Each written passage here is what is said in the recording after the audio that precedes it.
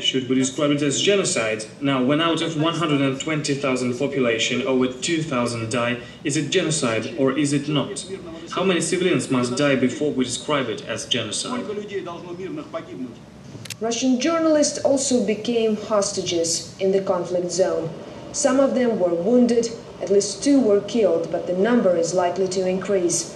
One of RT's own crews got stuck in the middle of the fighting. It was the worst nightmare when the Georgian tanks moved into the city. Schin Valley was completely ruined. The tanks fired at everyone they saw. The fighting started and there was shooting quite close to us and shells exploded all around. We thought we were going to die. Hours before the Georgian attack, President Saakashvili was calling for peace and dialogue of all sides in the conflict. He particularly underlined Tbilisi's readiness.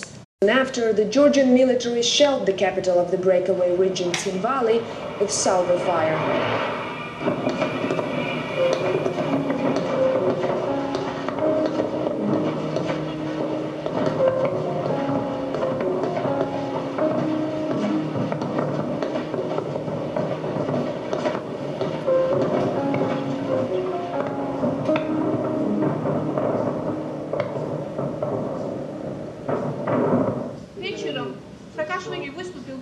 In the evening, Saakashvili made a TV address saying, "Ossetians, I love you, sleep well." We thought he had come to his senses finally, but then when we felt 75% of my relatives are Georgians, I feel very anxious. There is a former classmate of mine in the village of Achia. He's very sick, and I'm extremely worried about him.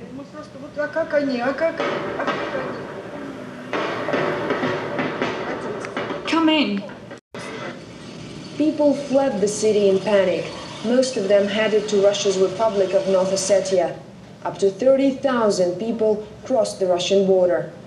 Leaving everything behind, they were desperate to know the fate of their relatives left in Schin Valley.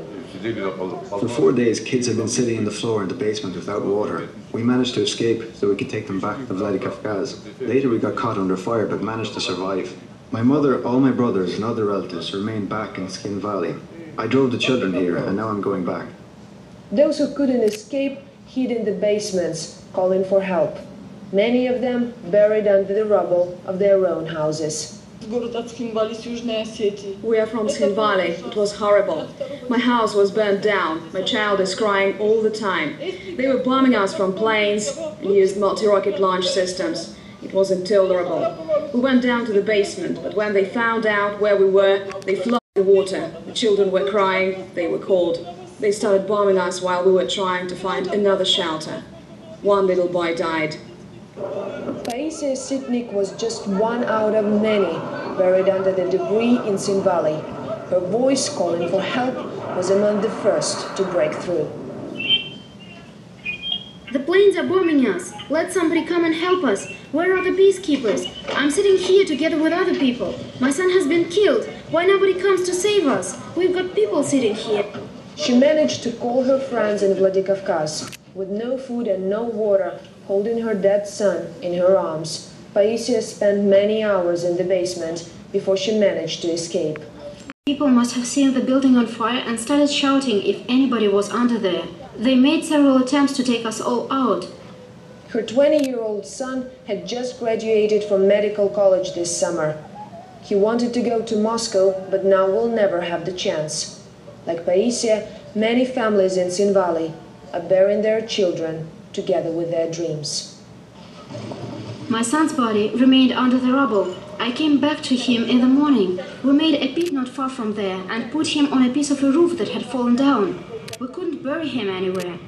As Taisia tells us her story on the phone, she says she lives in the south of Schin Valley and quickly corrects herself.